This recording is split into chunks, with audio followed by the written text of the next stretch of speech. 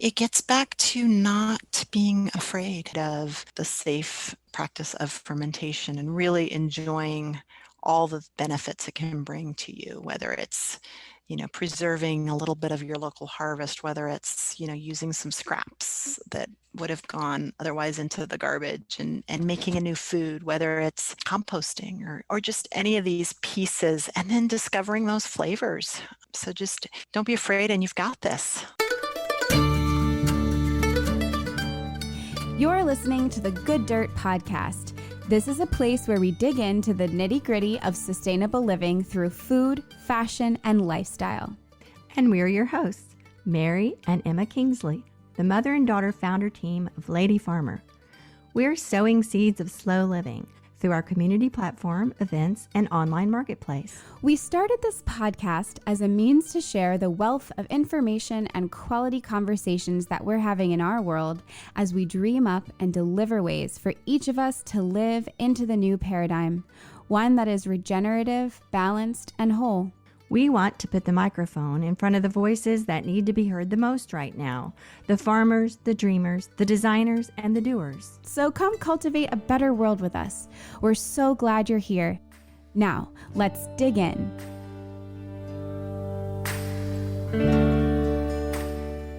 Good morning, Mom. How are you doing today? Hi, really great. It's a beautiful day out.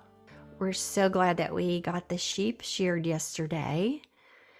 If not, they would have been very uncomfortable today because they had a whole year's worth of growth on them.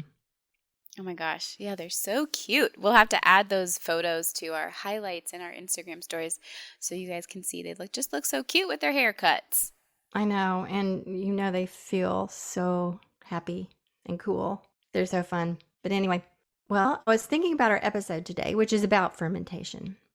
And I was buzzing around doing all of my things, and I just realized how much of what I'm doing actually has to do with fermentation.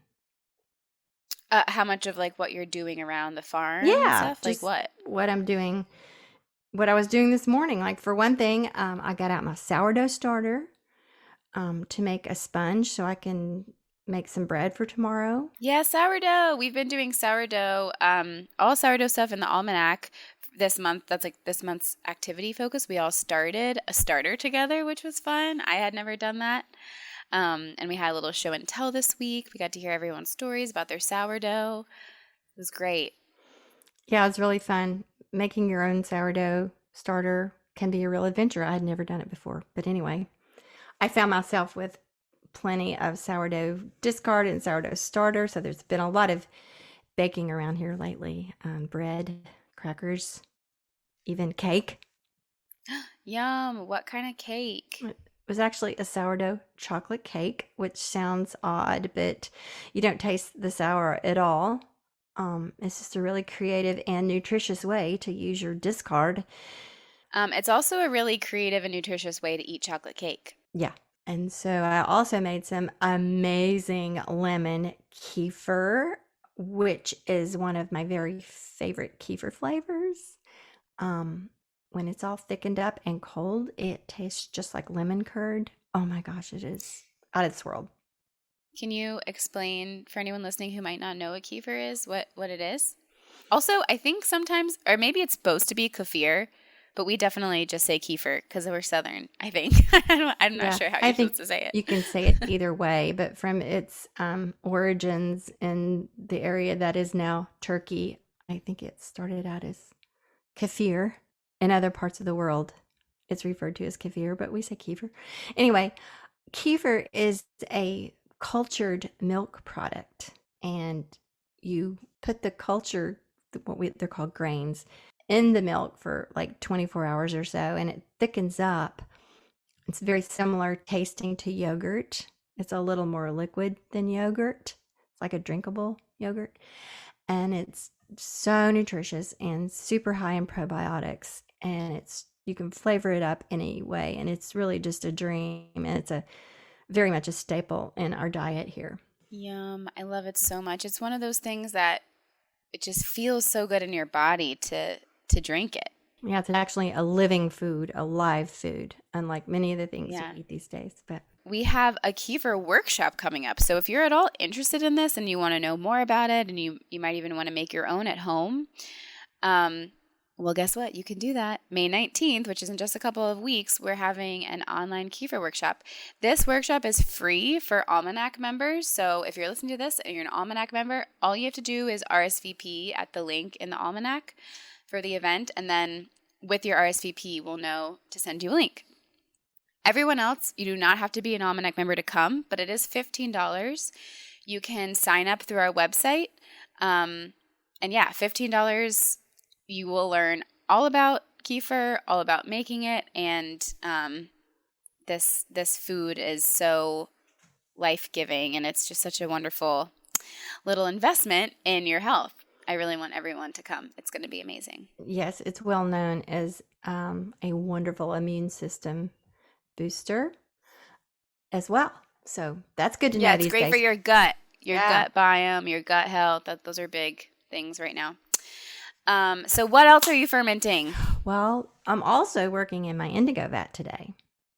And indigo involves a process of fermentation, unlike other natural dyes, because I'm dyeing a whole bunch of stuff for our pop-up coming up later this month. Yes, you keep just queuing me up, you just keep like T-ball, like you're queuing me up for fun things. So what do we have? We have our sourdough, that's just an announcement in the Almanac. We have our kefir workshop coming up. We have a indigo pop-up in the online marketplace, May 25th and 26th, with all things that Mary's been dyeing here on the farm. As you're talking about with your fermented indigo vat, we've got some summer scarves, napkins, socks. What else? Maybe some baby onesies. Yes, and a couple of indigo dyed quilts designed and sewn by the amazingly talented Grace Bryan. Mm-hmm. I dyed the pieces and she put them all together. They're like art pieces. Yeah, they could literally hang on your wall or be on your bed equally. They're so beautiful. Yeah, and the reason we're doing this as a pop-up is because it's just super limited quantities because you can only do so much. And so we just want to, it's a quick little... Just be on call the 25th and 26th. If you're on our mailing list, you'll get alerted, and also if you're following us on social media, you'll know at We Are Lady Farmer for our indigo pop-up. So be looking for those things: kefir workshop, indigo pop-up, and don't forget. Oh my gosh.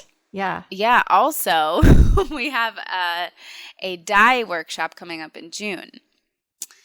That Mom will also be teaching. And we'll tell you more about that. We don't want to overwhelm you right now, but just be excited about, it's not an indigo dyeing workshop. We're doing another type of natural dyeing, but come to the kefir workshop, see how you like it, which you will love it, and then come back and join us for our dye workshop in June. We'll tell you more about that in the coming weeks. Yeah.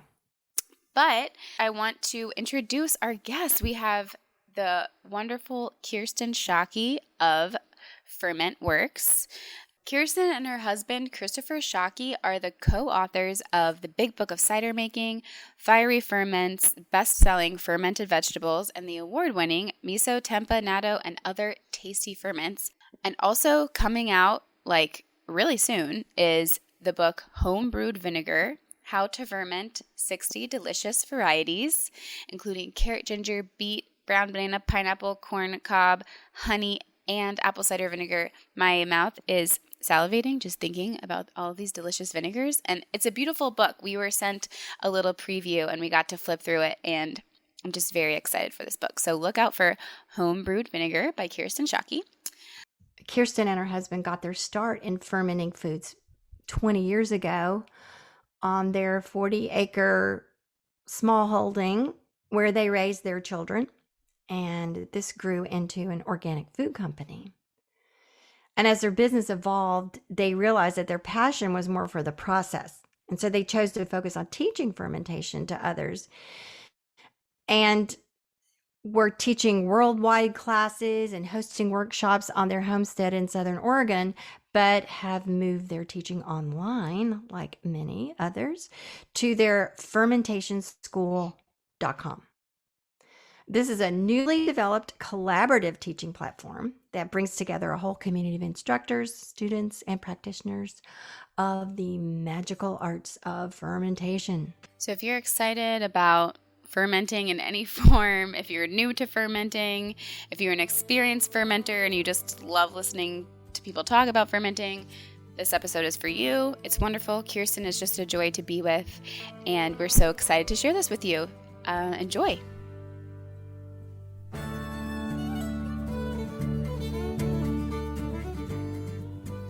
I'm the daughter of an anthropologist, and I grew up all over the world, really, and spent some time on an island in Indonesia, spent some time in Germany as a school kid, I spent some time in Holland as he was researching there. I have this background of his way with raising us is you just don't say no to anybody that offers you any food. And also, so just experiencing a lot of food that, probably I wouldn't have had I been in. So I think that really is part of when I was a young mother. I really felt like I needed to dig in and ground myself in a home.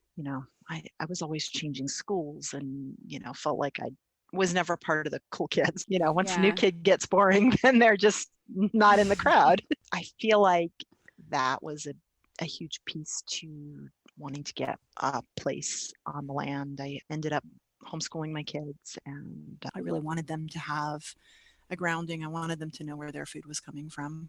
Yeah, we've got 40 acres in the mountains, and it's not farmland, but it's a great little, smallholding or homestead piece. And so we have tons of fruit trees. We really like perennials, and we did the whole animal thing with the kids, but now we just have a lot of retired animals that we're still feeding and harvesting their poop for the garden. Yeah, we know about that. Yeah. And so it was a very organic evolution. I was the person that was canning before canning was hip, and I had to can everything, and I loved seeing all those little jars line up. And at some point, my mom got me a Christmas present. It was an antique crock, and it was filled with fermenting cabbage in it. And it's like smelling and, wafting out fermenty smells. And it's funny because I thought for the whole time I've been talking about our first book, which came out in 2014, I've been saying, oh, that was the beginning of my fermentation journey. And I didn't realize, wait a minute, we moved to this property with these heirloom apple trees, that are 100 years old. And so we were making cider right away, and we were making milk right away. And, vegetables did come a little bit later, but the language wasn't there the way it is now with fermentation. And so I knew I was fermenting, but I was culturing the yogurt, right? And we were fermenting the cider into basically apple wine. But for some reason, it didn't make that connection to me that that's what we were doing. So beginning of the vegetables was that crock, and it took a few years. Like at first it was just cabbage that we made, but then we understood that, oh, wait a minute, all these vegetables that we're growing are so much more nutritious. Like we're adding nutrient density, we're adding life to these wonderful things we've already grown that have so much life, instead of killing it all to put it in a beautiful jar. They're still in beautiful jars. They just have to hang out in the fridge a little bit more. So I think that was very organic. And along with that, my husband, Christopher, had a corporate job, and that was what allowed us to sort of do this with the kids. And that felt crummy like the whole time. We just kept dreaming of the family homestead and all working together. And, it's just very bucolic and very unrealistic, because health insurance and on and on and on. And it was actually a big aha at one point when I read something somewhere that was basically like, so many of these homestead farmers, back in the day, they did have those jobs as the local blacksmith also. The off-farm income was nothing new. But in still trying to do that, that's when we created our fermentation business. And we were doing fermented vegetables before it was very cool. And so, people would come to the stand ready to taste, they thought maybe jams, but it was beet kraut.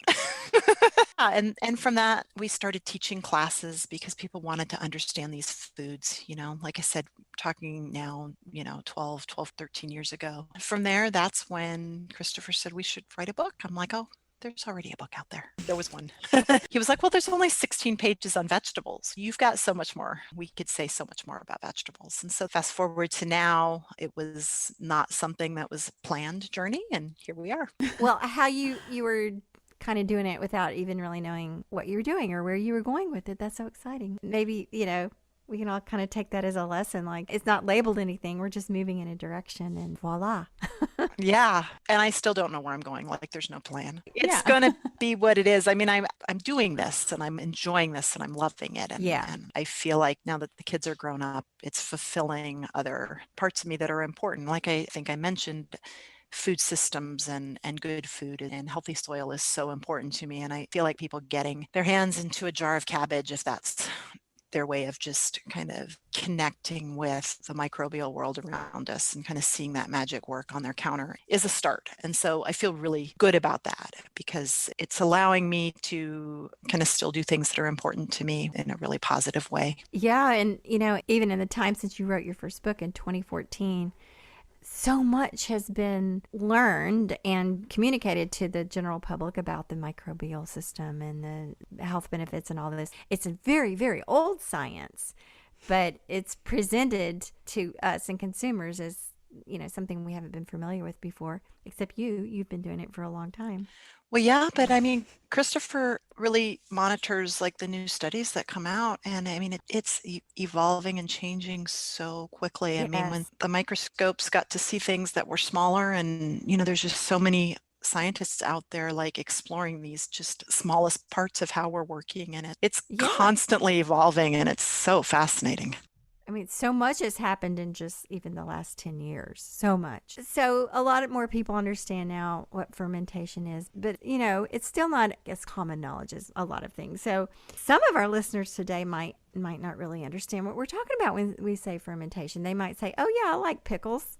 Or they might be just very new to it. So we're going to ask you, how do you explain it very basically? What's your elevator speech about fermentation? I digress just a moment, but we've been looking at SEO and we saw, it was much to our dismay, about 400 people a month search throughout the world on learn to ferment, whereas 1 million people search on air fryers. So I think the question of what is fermentation?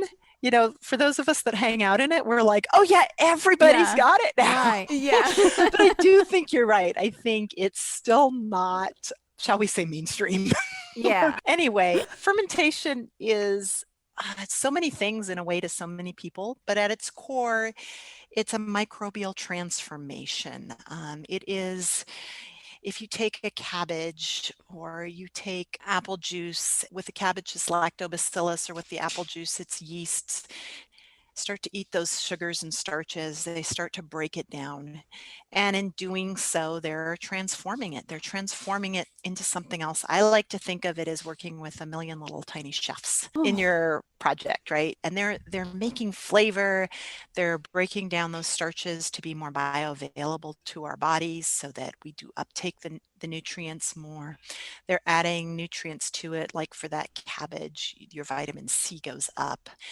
For that cider, yes, you are getting alcohol, but especially in these low alcohol ciders, you are still getting probiotics and you're still getting these esters and all these things that are important for our bodies to eat. And so it's something I think that's scary to people because we have grown up with germ theory and which is hugely important.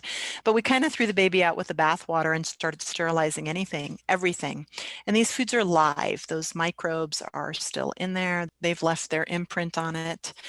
And throughout human history until, about 150 years ago, humans never ate anything that wasn't alive. Sterile food wasn't part of our diet anywhere on the planet. And so I think I'm going further into the question than you asked, but I think coming around to these foods is what we need, what our bodies need. And just now it's being discovered. It's like, oh, wow, we are more microbe DNA than human DNA. And they are taking care of us. We need to take care of them. And part of that is through these foods.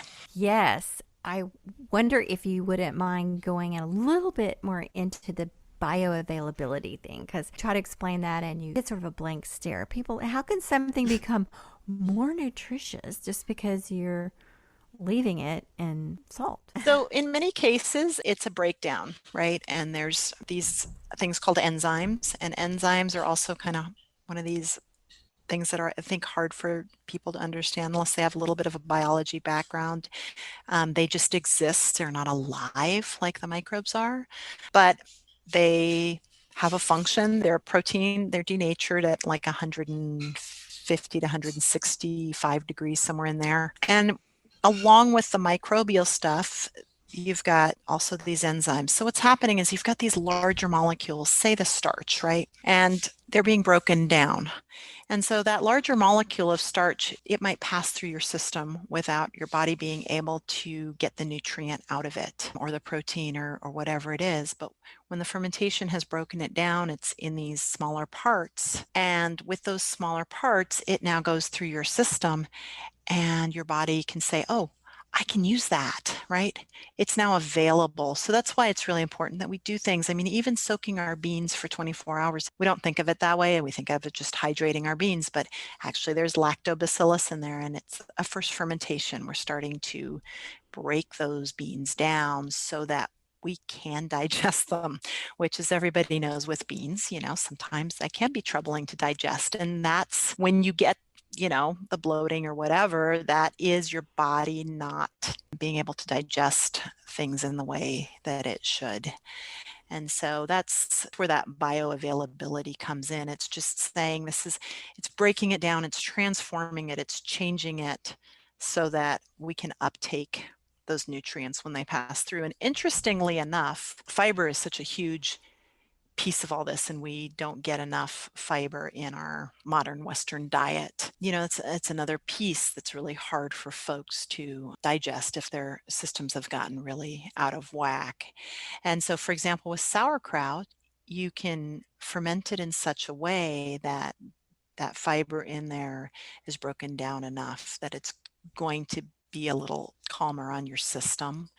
And then some people are so depleted in their gut microbiome that even, cooked sauerkraut or something where the probiotic have died, the little Mm-hmm. microbial bodies are still in there, that can be too much for them. So there's just this spectrum of what we can tolerate. But for most people, they start small, they eat a little bit of these foods, and they start feeling better because they're getting more energy, they're getting more food for their body. Better nourished. Mm-hmm. So we find that a lot of people are often confused about the difference between fermentation and pickling.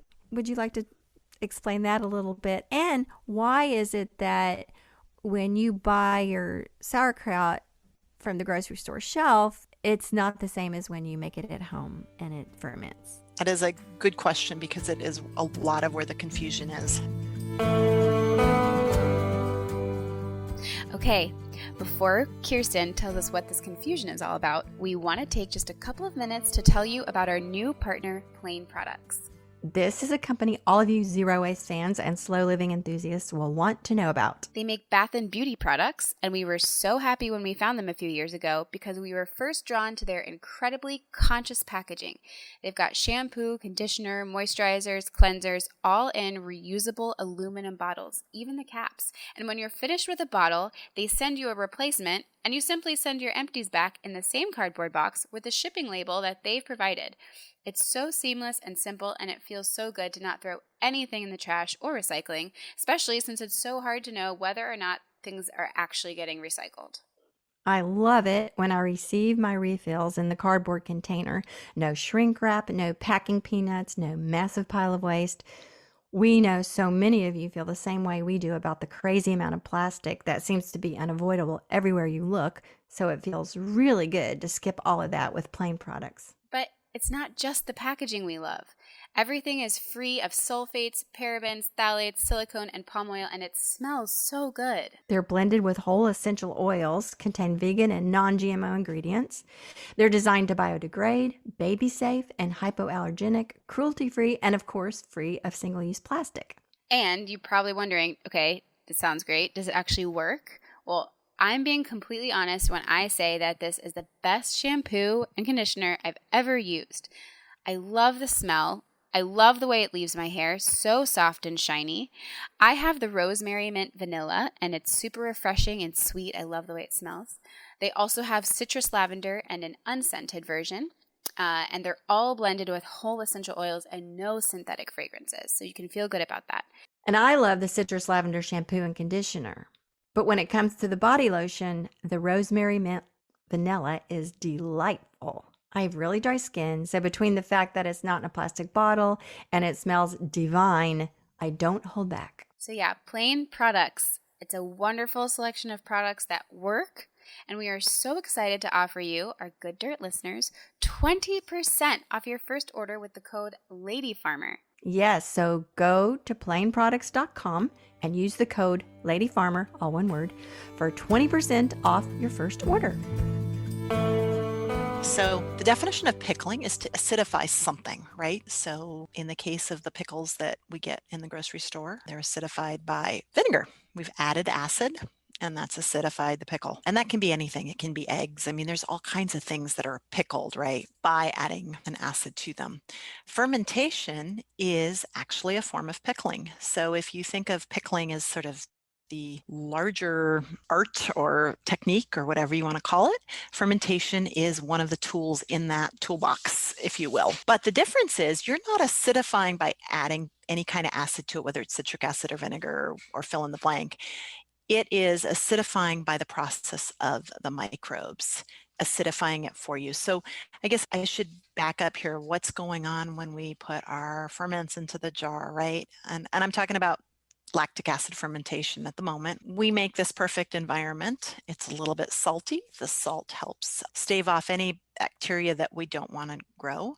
We are submerging everything in an anaerobic environment. That again is less about the lactobacillus and more about keeping out the competitors and keeping it safe, because some of the things that we don't want, like molds and some of the yeasts and other things, they need that oxygen. So we've got our environment, right? We've got our cabbage. It's been salted. It's been pressed. The little brine is over it, and it is ready to go. It's in a nice, comfy environment. And those lactobacillus are going to start consuming those starches. They're going to consume those sugars, and as they do, they create two things. They create the acid and the CO2. The CO2 is the bubbling that you'll see when you ferment something. So, unlike canning, where people would never want to see a bulging lid. If you've got your lid on tight, your ferment, and you see a bulging lid, you're like, all right, babies are working. So that's the difference. The activity of the fermentation is creating that acid. And so a fermented pickle, we call it a lacto-fermented pickle instead of a vinegar fermented pickle, just to kind of avoid the confusion, but it's all pickling. That is fascinating, and a really important distinction and yet connection to make is that all fermenting is pickling, but then under that umbrella you have kind of the different processes that are happening. Can you talk to us a little bit about vinegar and maybe tell us a bit about your upcoming book? Yes. So I don't hate vinegar. Those people that listen to me talk about lactic fermentation forever might think I'm a vinegar hater, but vinegar is super cool. I've got an upcoming book, Homebrewed Vinegar, that comes out in May of 2021. Cute story behind the book is that it was a chapter in our cider making book that got kicked out.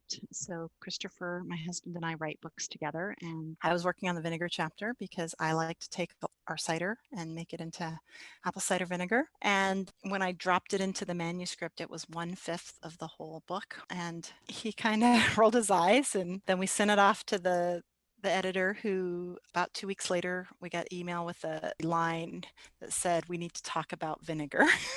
So I knew. Oh. The vinegar chapter got kicked out of the cider making book, but it was kind of great because it opened it up to other things besides apples.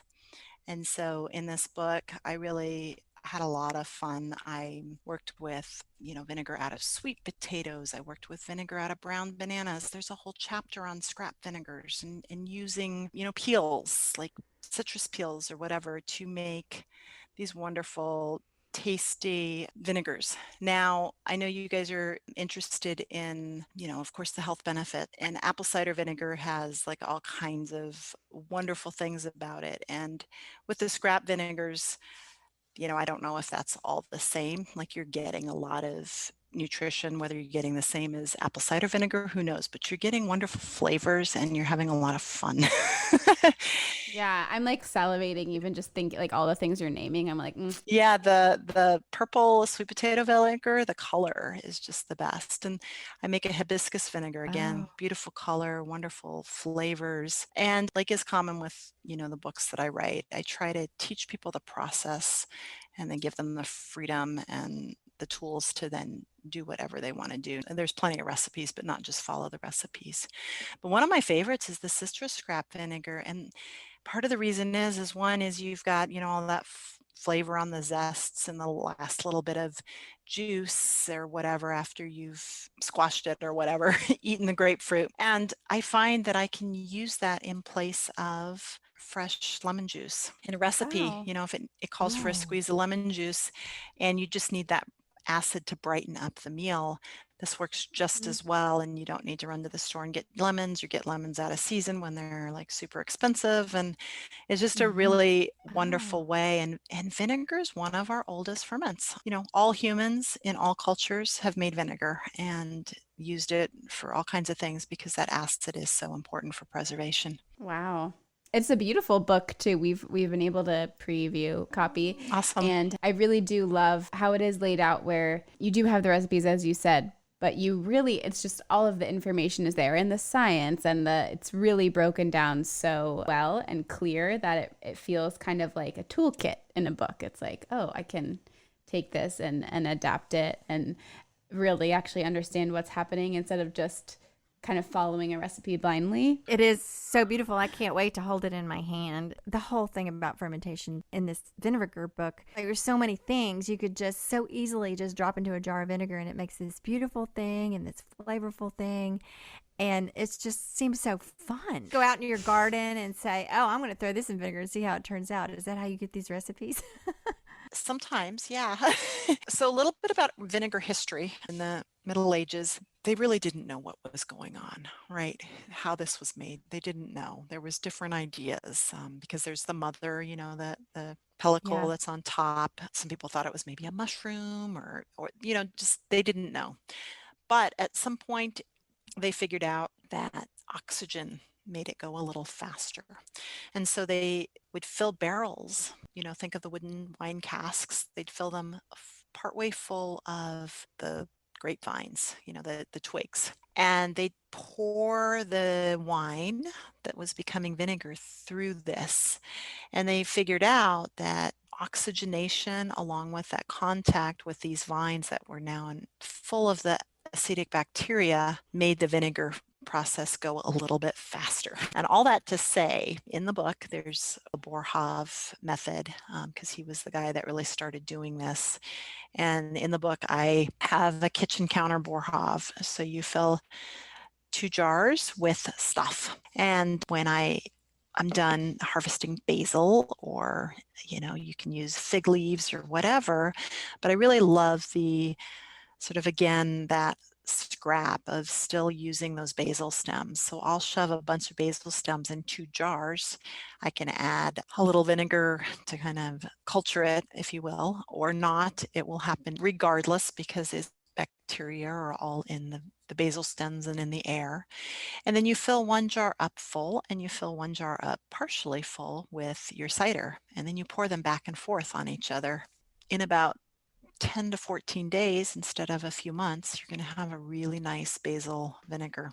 I think that's the fun that I really started having with this book, is like going beyond. I mean, vinegar is a fermentation where you do alcohol. You have to have the alcohol because the acetic bacteria eat alcohol. So going beyond just starting with finished alcoholic ferments and taking them on, but then starting to play with really what you can do with it, and looking at all the twigs and the stems and the flavors that are on our farm. Yeah, as potential delicious, something delicious. Mm-hmm. Everywhere you look.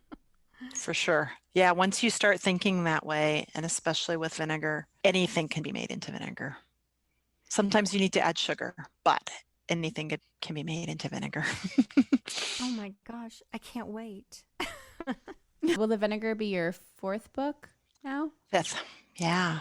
Fifth book. Okay. And then you have an online school community. Can you tell us about your work there and what you teach? Yeah, absolutely. With the books and the kids growing up, what came to be was I was traveling around the country teaching fermentation. And last year, about this time, as with everybody else, we were absolutely grounded. And Christopher and I have wanted for years to do online classes to reach more people, just to really try to get that number up of people understanding fermentation and really taking just a little step towards their own food systems and what's going on around them. And really online is a much better way to do that than, me sitting on an airplane and being able to reach whoever can come to an event.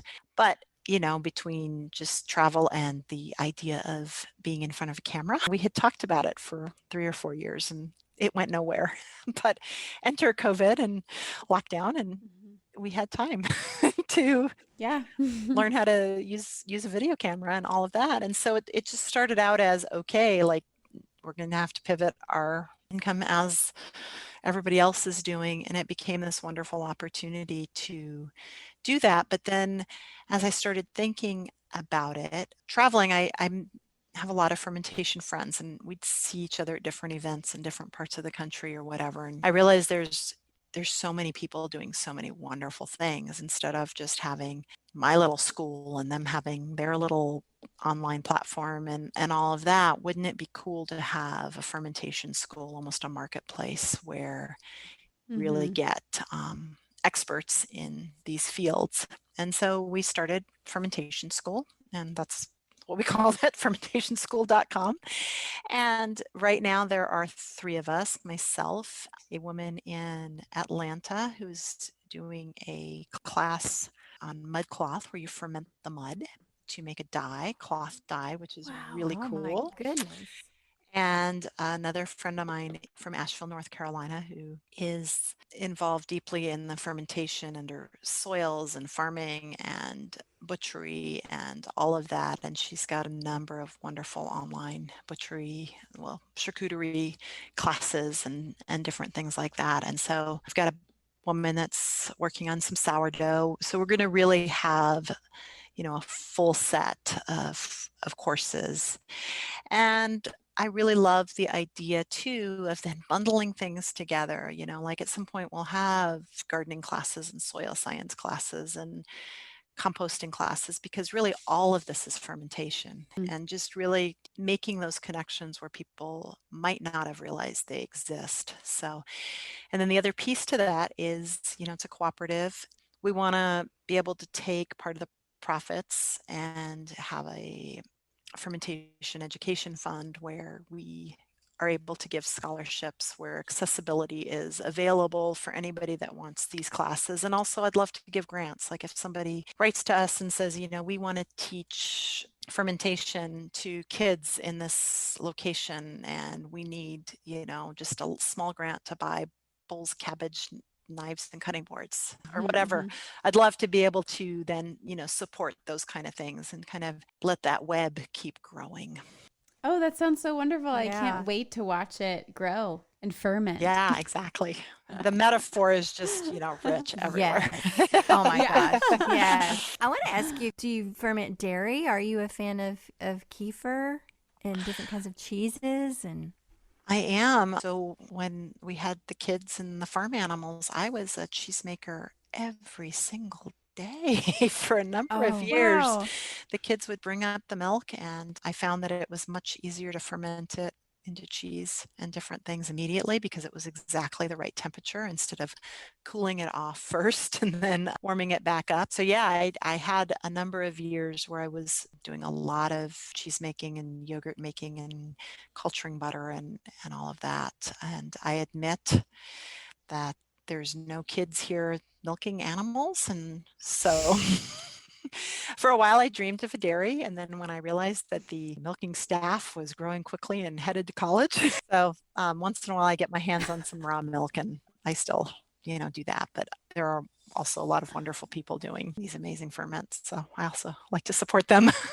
Yeah, it's true. We're big kefir fans over here. And, I discovered it, I don't know, 5 or 6 years ago. That was probably where I got into fermentation, was learning about kefir. And it's been a big challenge to find a legal raw milk source, but we have that now. Oh, that's And great. yeah. Cow shares are legal here in Virginia, not in Maryland or DC, obviously, but yeah, that's how. Yeah, That's That's how great. we get around it. Yeah, each state is very uniquely different in what's Yeah. allowed and what isn't across the board. I mean, even with vegetable fermentation, some states it's really easy for somebody to start up a little fermentation company because it is so Mhm. safe. And I guess it hasn't come up for your listeners that are new to the idea of fermentation. Vegetable fermentation especially is so safe and nobody's Yeah. died of it. And it's bad when it's bad. There's no hidden botulism hiding out in there. And so, Right. but some states don't know that. Yeah. It's not mainstream enough for them to have policy about it. It's like Right. not even on the radar. And we have a friend, she was on one of our podcasts about a year ago, in fact, telling this story of trying to do a fermentation business, and they had to go to the health department and explain. And, those people were saying, what are you talking about? No, you can't do that. I had to teach the health department Yes, about it was really, probiotics. it's a good story. But Yeah, I've heard lots of stories where the pioneers in the state are working Mhm. hard. So, funny story. My dad is a medical doctor. He practiced for 40 years or whatever. Not too sure about all the fermentation, and jokingly, but half seriously, he says, I teach people how to make rotten vegetables. It is. It's totally it. It's controlled rot. Yeah. Yeah, education is such a big part of it. But to underscore what you just said, everyone out there, it is safe. It is really safe. And for me personally, I do a whole lot more fermenting than I do canning. I'm a little hesitant. I'm just like, am I going to do this right? And when I can, it's usually in a group, so I can have help and people looking over my shoulder and making sure I'm not making a mistake. It's just so easy to ferment versus the canning. So that's my preservation of choice. Oh, for sure. And in that same vein, when you said to have help, it's so much more work. You've got to Yes. sterilize all the equipment, and it's hotter. You've got all Yeah. these steaming hot things, and everything has to be And it's done. August. Exactly. And you're using so much fuel, whereas you take those same green beans and you put them in their jars and you pour that brine over them and you put the lid on it part way so that they can breathe. And, a week later, you've got pickled green beans, and there's no heat, there's no fuels. Depending on where you're coming at this, if you're really trying to use less energy, it makes more sense. If you're trying to have a more nutrient dense product, it makes more sense. And if you're trying not to sweat in August, it makes more sense, right? I loved canning back in the day, and now I still can jams and things because sugar just wants to become alcohol. And you can make some wonderful fermented fruits, but they're really different if you just want some jam. But for the most part, yeah, there's no vegetables canned here anymore. Yeah. And you come in from the garden and you've got, this whole bunch of stuff, and you can just put up a jar of carrots to ferment, or like you said, green beans, and it's just you're talking 10 minutes. You're not talking about setting aside a day. Fermentation for the win. It's awesome. Yeah. Well, even cucumbers, like cucumbers in the garden, you might get 5 one day and you might get 10 the next day. But if you're going to do a canning project, you really do have to kind of wait till you have a certain quantity, right? Because you can't just put up one jar of canned pickles. I mean, you can, but it's a lot of work. You might as well have at least 6 jars or something like that. But to your point, when it's cucumber season, I come up from the garden. I don't even put the cucumbers in the fridge. I just fill my jar with my pickling spices and some garlic and, some dill heads or cilantro heads or whatever I'm doing, and put them in there, pour the brine over the top. And I might have 4 or 5 jars on the counter at different phases, and then on day 4, I put that lid on tight, make sure the brine's topped off, and put them in the fridge, and I'm done. And so there's no, some of them are starting to get a little soft while we're waiting for some more, it just Yeah. is all Oh, yeah. just fast. Do you use the trick of putting a little something with tannic acid on the top of the jar, like a grape leaf or a tea bag, or use that trick? I do. I love grape leaves because they Mm-hmm. not only give you the tannic acid, they help just keep all the little spices and everything that wants to kind of float on top of the brine all under it. Yeah, so even if the frost got your grapes in the spring, you still got everything you need for your fermentation jars. That does happen. Now, I even will lactic ferment grape leaves so that I have those for off-season fermentation or for making dolmas. Oh, nice. Making dolmas. Oh, that's my favorite. Yeah, well, you can just ferment them. You can lacto ferment the leaves and then you can make it now, this time of year. And another thing I've heard, you know, since cucumbers kind of get mushy more quickly than a lot of this stuff, to not include the blossom end of the cucumber. That is key. Yes, it's a really important thing. Some people, they cut them off, but I do like my cucumber pickles to be whole. So I just get in there with, the edge of my fingernail and make sure that when I'm washing it, I scrape that blossom in because what's in there, remember our enzyme conversation? There's little enzymes in there that are just all about softening it because the vegetable's goal isn't to be a pickle, it's to grow, become seeds, soften, and get those seeds in the ground. So that blossom end is full of enzymes that are going to break that down, and so getting that off is huge. Yeah, listeners, you hear so often, oh, but my cucumbers were so mushy. So there's your trick right there. That and salt. I do pretty low salt in most of my fermentation, but pickles, I do stick to that higher percentage, 3 to 5% in the brine. And the reason is that salt hardens the cell walls and the pectins. It's going to help you keep your crisp. It helps control the fermentation. It slows it down because during cucumber season, right, it's hot. So it's going to help slow it down and make sure that those microbes move at a pace that keeps everything nicely crunchy and intact. So that's the other trick. And interestingly, on blossom ends, so those of you that are gardeners, that doesn't go for all blossoms. I will do the tiny zucchini with unopened blossoms on there and pickle a whole jar of those, and they're really wonderful. They don't last without getting soft for more than 4 or 5 months, but they do last, and picking all those off will slow down that zucchini onslaught later in the season when you're ready to not have so many. You can pickle a jar or two of them for a little bit later eating when you want to see a zucchini again. I love zucchini blossoms. Yeah, me too. But my favorite thing is like ricotta filled zucchini blossoms. Then you fry it. Ooh, so good. I did try doing just the large blossoms for that very purpose to see if but they didn't hold their structure well enough. It wasn't worth it. But if you do the little zucchini, the 4 or 5 inches, and actually even if the blossoms opened and closed again, it seems to be still tasty. That makes me think, do you have a favorite one? Favorite ferment? Yeah.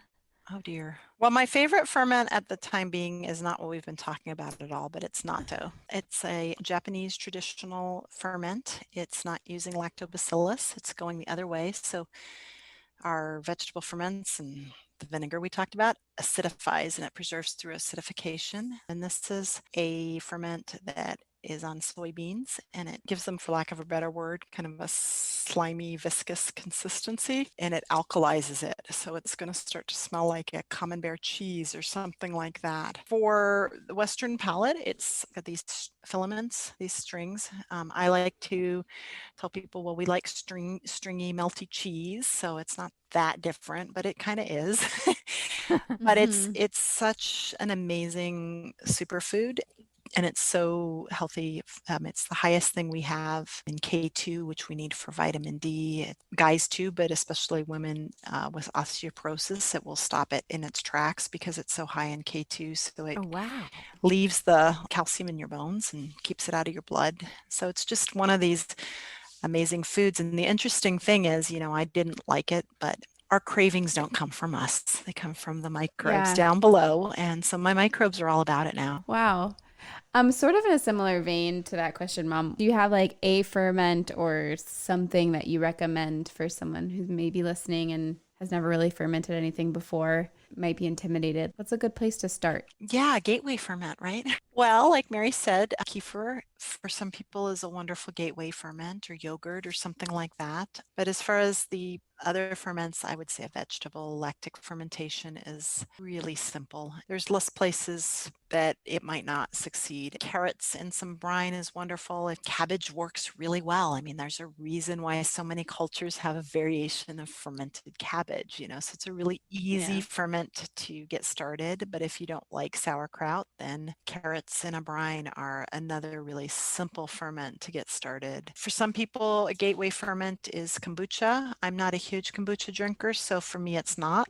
But, it's where you really like the flavors, and so you're excited to explore down that path, I think, Yeah. too. Your earliest book is just kind of a basic introduction to fermentation, isn't it? It is. I mean, it's sort of everything you'd want to know to do vegetables. And I think that the big thing when that came out, now I think people aren't confused that you can do any vegetable, but before that, people were really just doing sauerkraut and carrots and, onions and maybe a few other things. And until I myself understood the science, which is lactobacillus are the little microbes. They're on all vegetables and they want to eat the vegetable, right? They want to consume it. And so I like to say they're equal opportunity vegetable eaters.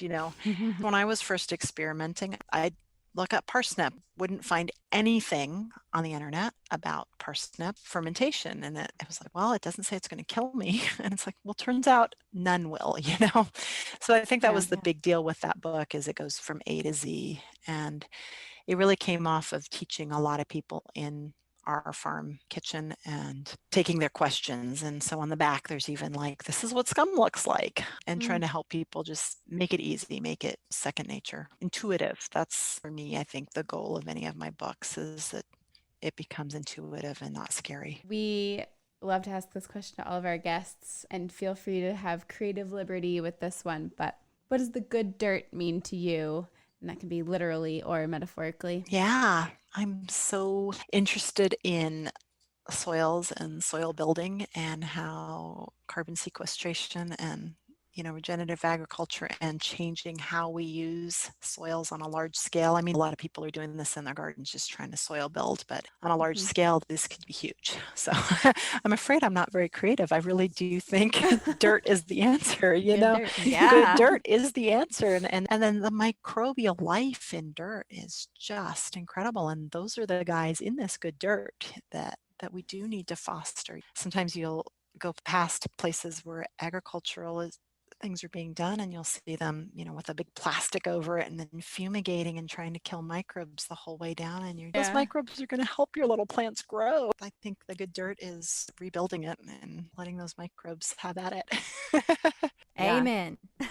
So, Kirsten, what is it that you most want people to understand about what you do? What is something you would like to leave our listeners with as we close out? It gets back to not being afraid of these foods. There are microbes for sure that aren't good for us, but not being afraid of the safe practice of fermentation and really enjoying all the benefits it can bring to you, whether it's preserving a little bit of your local harvest, whether it's, using some scraps that would have gone otherwise into the garbage and making a new food, whether it's composting or just any of these pieces, and then discovering those flavors. So just don't be afraid, and you've got this. You can't kill your friends and family with this. And if anything, you're going to make them healthier. So, this isn't a good option for the neighbor you don't like. Don't. Or maybe it'll help their microbiome and make them nicer.